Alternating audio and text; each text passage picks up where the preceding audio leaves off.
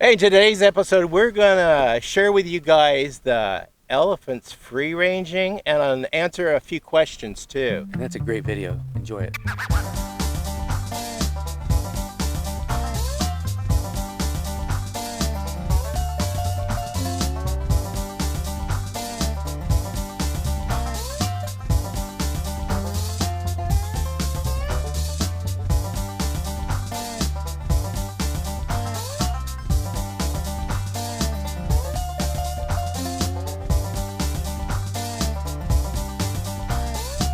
Welcome back to the show, Southern Oregon Safaris. We're Buffalo Rome. I'm Hayden, I'm Jerry. and today we're going to talk about elephant care, and we're going to go right into a video of elephants free ranging, which is a great video. Enjoy it. That's the elephants. They're just like, just watching the elephants just be being elephants. It's amazing. Choosing what they're gonna eat. Yeah. And spitting it out that they don't like it and stuff. So we're gonna watch that video It's kind later. of like getting it up close and personal. Yeah. So there's a few things that I noticed that Hayden looks for in elephants and does with his elephants to make sure. Because if they're out, like all day in the paddock and stuff, or if in all day, he has to look for injuries on their feet and do foot care once in a while. Somewhat, yes. Yeah. But somebody asked a question. What was the question they asked? The comment or the question that was asked? I just wanted to touch on foot care a little bit for the elephants, the overall elephant's health. Okay. And just making sure that they don't have injuries and wounds on their foot. Okay, so basically, elephants, it's a big body. You've got all these little moving parts, and when you're dealing with even a horse, before you get on your horse, the first thing you do is you pick up its feet, make sure there's no rocks I see people do bruises on their feet. We pick them out with a hoof pick, make sure the foot's clean, it doesn't have thrush or rot going on because they can get foot infections. Well, it's the same thing with an elephant. The elephant's got this giant foot, it's got 4 of them, and obviously those feet, as strong and tough as the tissue is on the bottom of that foot, it's like almost like almost feels like the rubber on the bottom of your shoe. It's very hard. And then you got a hard nail on the outside. But the foot, when you weigh 9, 10, 11, 12,000 pounds and you're on your feet all day long, you can't have a bad foot. Having a painful foot is horrible, especially when you can't get off your feet that much. So it's of most importance to make sure that there are no foreign bodies on that foot, that there's no infections going on, that there's not something that's going to create an infection. And so constantly checking their feet, making sure that they're free of any injury or anything like that is very important. And so a lot of times, even, believe it or not, as thick as those feet are and as hard as they are, they step on a lot of rocks that are sharp, they step on a lot of sticks, pieces of twigs, and some of that stuff can actually puncture through the tissue or the outer tissue and wind up inside where the cavity of the blood and all that, the vascular cavity in the foot. Well, that causes an infection. So we just want to make sure there's nothing stabbing in there that they can't. And they're pretty good at rubbing it and getting stuff out of there, and they'll pick at it with their trunks. But we really have to make sure there's nothing stuck in there and no foreign bodies getting up in that cavity, because that'll cause major damage. And we're always just, making sure I look at the feet almost every day to make sure that they don't need trimming or any touch-up work. I check the toenail, and that's just really important. And the skin's the same thing. You got this big giant skin on this animal. It's always out in the sun. It's always throwing dirt on its back. Sometimes they'll throw mud on their back to stay cool, but there's little cracks and crevices in that skin, and it's a very thick, porous skin. And if you don't keep it clean all the time and keep it under control, it'll dry, it'll crack, then that dirt and any other foreign bodies get in those cracks will cause skin infections. So it's important to constantly look at the top of all the skin in general, but the back, up on the back, it's really important. That's where they get a lot of infections up there. The tusks, nothing more than a deciduous incisor or a modified milk tooth. That is, it's just an evolved tooth, basically. Well, that thing goes up into the skull cavity, up under the eye, and it goes way up in there. You don't want that getting broken or getting an infection behind it. They could lose the tusk. You can have all kinds of health issues by that tusk getting infected or getting damaged and a crack going up in there, and foreign bodies or foreign matter getting up in that tusk cavity. They also have the lip that goes around the tusk. You want to keep that clean, because they'll get dirt and mud and all kinds of debris up in there, and it's like you having stuff stuck in your gums all the time. What's going to happen? You're going to have bad gums. Yeah. So it's almost like brushing your teeth every day. We need to constantly work on keeping that tusk healthy and clean. So those are the most important things when it comes to those elephants. Yeah. And then even their molars in their mouth. Sometimes they'll get objects stuck on a molar that'll get painful. The tooth wears out, it cracks and breaks off, and the tooth pushes from the back forward. They have 4 molars, 2 on top, 2 on the bottom, big crushing molars. An adult male can get to like 11, 12 pound molar. That includes the root below the gum. Big tooth. But those things, there's 6 sets of those in their lifetime, and they're pushing forward. And as they push forward, they break off the front half that wears out. We want to make sure that that is happening correctly, and there's nothing like a big pocket or hole that winds up. It's the same thing with you or me. If we lose a tooth and that pocket does not get closed up, food particles get in there, and then now you've got jawbone issues and gum disease and all that. So the teeth are very important as well. So that's it's a lot of work to care for. So you're always looking out for something, especially when they spend the day out on their paddock. They come in, you bring them in, and you have to look them over a little bit. Check everything, make sure there's nothing going on that's going to cause them any problems. And with husbandry on animals, the most important thing is to get ahead of a problem. Yeah. Don't wait till it's a big problem. Yeah. A lot of people don't pay enough attention, and your dog goes outside every day, and it comes in and it goes out, and pretty soon the dog's got a big infection that you could have probably noticed if you would have been looking more. You might have seen that when it was a small infection, and you could have probably gotten ahead of it and fixed that problem before it became a big infection. Well, we don't want infections on the animals, so we're trying to stay ahead of those things. It's very important. One of our other, we just had a comment yesterday, and one of our commenters on the putting elephants to bed noticed that the roof of the elephant barn is so high. Yes. Is that a problem when, because they noted that heat rises, so it loses heat. That's correct. And yes, and so why does the ceiling have to be so high? Okay, well, that's a great question, and thank you. We love the comments. Please keep them coming. They're very important. It really helps us with our show and helps us create and know what you guys are asking for. So that's a great question. Thank you for asking. Elephants are destructive. They're very destructive. When you look at the walls in that barn, it's all steel because they like to break stuff and move stuff and bend stuff, and they're very powerful, and they like to show their 9,000 pounds can move walls like you would not believe. Well, the ceiling, they're only about 9 foot tall, but they can stand up on their hind legs and reach 14, 15 feet tall.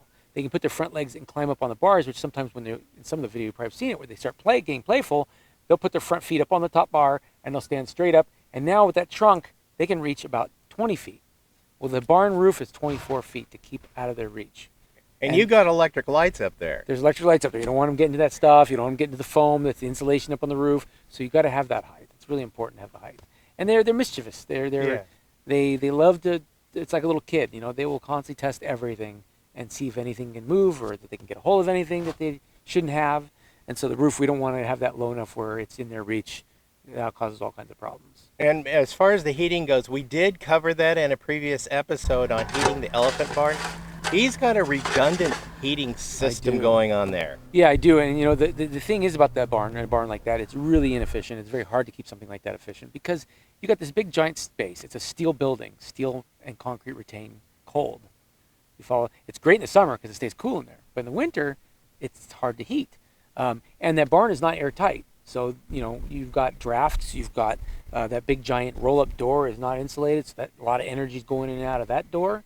So we have to really stay ahead of the temperature. And for years, we just heated with propane. And it got really costly, especially as inflation started kicking in and fuel started going up. Really started to affect us. So we went ahead and implemented a new system. Now we've had, I think we did a show about that, an episode about that, our wood boiler. We're sitting on an unlimited amount of firewood, folks. We got 700 and something acres of nothing but firewood. And a lot of the property is overgrown. And so we've been slowly trying to thin it and trying to make the soil healthier, make the trees healthier. We get pine bark beetle and it kills the pine. So we find the trees that are not doing so well and we take them out. They wind up going in the wood boiler and that wood heats the barn. We talked about the buckbrush. The elephants eat the buckbrush. The rest of the buckbrush that they don't eat goes back into that boiler and we reuse it to heat the barn. So we don't have to worry about efficiency anymore. We can just burn the wood, and at the same time we're cleaning the ranch up and making the property look better and making it more fire resistant and making the natural landscape healthier. Mm-hmm. Getting rid of the poison oak and getting some sunlight and air onto the ground so other plants can get a foothold. You look around here now and you'll see nothing but baby pines everywhere. Baby cedar, baby ponderosa, baby sugar pine, baby madrone, baby manzanita. It's because we've opened up the canopy. And for spacing for fire, if we do have a big fire coming here, we've spaced it out so that way that the trees have a fighting chance of surviving and the forest can be healthier. So yeah, we have an unlimited supply of wood. It goes in that wood boiler, keeps that barn heated, and we no longer have to worry about inefficiency anymore. So good. Yeah. Sounds reasonable. We've tried to make it as explained. efficient as we can, Yeah. and we can't do any more, and now we just burn wood. So, So I've had 3 questions on the same subject, and I thought it was one thing. So I just wanted to clarify with you, is when the elephants come in, and they'll sometimes lift their feet and their trunk. What's that about? so that is a training method. So an animal, especially an animal that size, it's very powerful and very strong and very smart. They need to have some control measures in place. It's almost like when we go into the military, we salute, we stand at, it's either at ease or at salute, and it's basically an attention thing. So they're not performing. When we are working with an animal that size, or pretty much any animal, I mean, really, if you have a dog that's rambunctious or a dog that's a larger dog that might knock you over, when they know you're going to take them for a walk, they're excited, or you're going to feed them, they're excited. So they start running around. It's a good way to get knocked over. It's a way to get tripped and fall, or have the dog jump up and hit you in the nose and break your nose. So anybody that's had a big rambunctious dog, or even just a big dog, knows that you got to have some kind of little control. And it's even like your children. If you say, hey, if you want dessert, eat your green beans or your broccoli. That's the way it works. Well, I mean, but if you don't, and you don't set some parameters for something like that, then the child's like, well, I get my dessert anyway, so I don't have to eat my green beans. Well, we tell the elephants, with everything we do, because their size and their power and their strength, before we drink. And their intelligence. Yes, and their intelligence, before we drink, before we eat, before we open up a gate or move anywhere, I want your attention. I want to know that you're going to stand steady in one place and look at me and listen to what I say, rather than being all over the place. Because if I just go ahead and open a door or throw food to them and they're excited, there's a good chance you're going to catch a tusk in the face or the eye. There's a good chance you might get stepped on. They might turn, not see you, step on you. So this is how, it's a training method, and it's a safety method to keep us safe as well. Gotcha. When I'm opening and closing that door, I want to make sure you're standing attention, you're paying attention to me, you're looking at me before I feed you or before I close or open the gate, so you don't hit a 3,000-pound door and knock it in your teeth and take your teeth out. Ouch. Because they're goofy and they're playful and they're always goofing around and they don't always pay attention. So I want to know when I'm doing something, I want you to understand you're going to get what you want. But at first, you're going to look at me and pay attention to what I'm saying and acknowledge that I'm saying something before I open that door and lose my teeth. That's why I have all my fingers and toes and my teeth. I've never lost any limbs or working with dangerous animals or large animals. You've got to think of these things. And you do the same thing with a horse, basically. I mean, I see people all the time, they'll open up a gate while the horse is running around and not even paying attention. That's a bad idea. The horse runs into the gate, hits you in the face with that gate, you're going to be sorry. So if I'm going to do anything with the horse, I make sure the horse is paying attention to me. I get it standing still. I tell it, whoa, stand steady, good. And I walk up gently. I give him a nice pet on the back. That way you don't just walk up and get kicked in the face or kicked in the chest and lose your life or be impaired for the rest of your life. So when you're dealing with a large animal, especially a potentially dangerous animal, an intelligent animal, you want some sort of acknowledgement that I'm stepping in or I'm asking you to do something. Look me in the eye for a second. They don't have to hold that position for minutes or hours or anything like that. Some people go, well, that seems messed up. Well, if you raise your child and you don't teach them any rules or anything, what do you wind up with? You wind up with a criminal or a kid that's winding up in and out of the jail system or the prison system because the kid's not learned, hey, if I want to take the car out on Friday night, my dad's car, I have to do my chores or I have to get good grades. I have to pay attention. I have to acknowledge to my parents that, hey, can I borrow the car? The first thing parents are going to say, look me in the eye and tell me you're not going to drink and drive. Look me in the eye that you're not going to abuse my vehicle if I'm going to let you take it out with the boys. And the same way with it's the girls. It's not that hard. The the girls too. So all I'm saying is, look me in the eye, acknowledge me before I do anything with you, before I feed you, before I do anything with you. And it's not that big of a deal. And if you do it regularly, I don't have to ask them. Most of the time you'll notice they'll come. I've noticed that. And do it right off the bat because they're like, hey, I'm getting food, foot up, trunk up, I'm ready, feed me. I put the food down and I say, all right. And that's the acknowledgement that you did a good job and you are now released to do whatever you want. It's usually 10 seconds at a time. That happens 3 or 4 times a day, maybe 5 times a day. So there you go. They're not performing. They're not performing. They're operating in safety, so their handler and their caregiver can be safe and continue his caregiving to them. Exactly. And it's not that much to ask of an animal just to sit still and stare at me just for 1 second. Just acknowledge me for 1 second before I release you. So Hayden, let's get the girls out and watch them go free range and forage on whatever they want. Let's do it.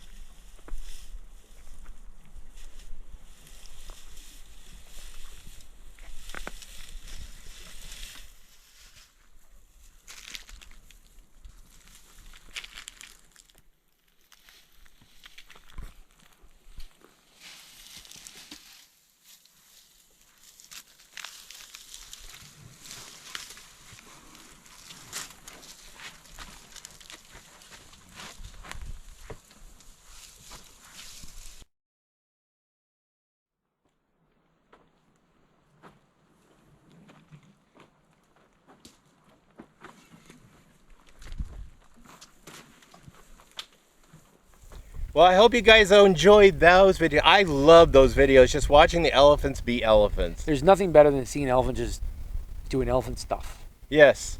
It was just really relaxing, really enjoying.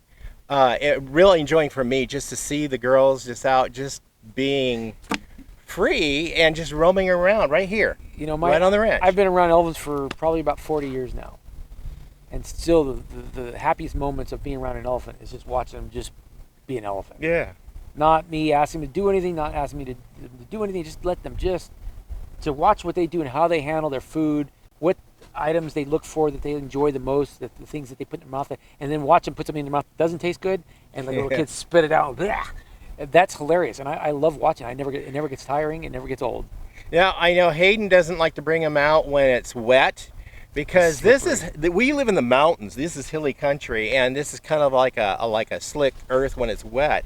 And he doesn't want to see an elephant go rolling down the hillside. Yes. That's just we're very protective over them. Yeah. We try to keep them out of the slippery soil. I mean, they are pretty good at getting around, but it's just not worth having an elephant injure itself. If they break a leg, that could be death for them. Yeah. So you wait for a couple of good days of sunshine to and dry here that we have spring and earth summer out. coming. We have the most beautiful months ahead of us right so now. They can get out and be finally elephants. have gorgeous weather that's warm and the ground is dry. So this is the perfect time to enjoy elephants right now. Yeah. And let them enjoy themselves. That's the most important thing. Oh, yes. And we hope you guys enjoyed our show and watched the elephants, and stay tuned for more. Please do. We got that special we're working on. We're trying to get it together, but working with other people and their schedules makes it kind of tough. We have to find that little window of opportunity to put it together for you guys, but we'll figure it out. Yeah. So stay tuned to more episodes. I'm Jerry. I'm Hayden. This is Southern Oregon Safaris. We're the Buffalo Roam. Please keep commenting, subscribe, like, and share. Share, yes. Please.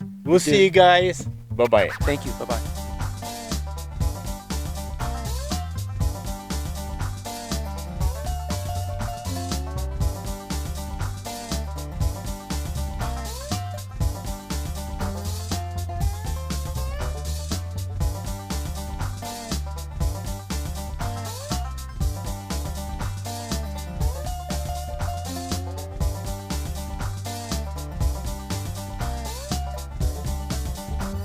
Okay, we're done. Perfect. Unless you want, you have a moment you wanted to do an intro and a conclusion on the cover you guys finished down there over the buffalo. I got all that video on it. Has anybody been interested in that thing at all? I haven't put anything out on it yet. I got all this video, and I thought we'd do. Okay, well, you want to go down and do that real quick? Yeah, I thought we'd do some infrastructure. We just want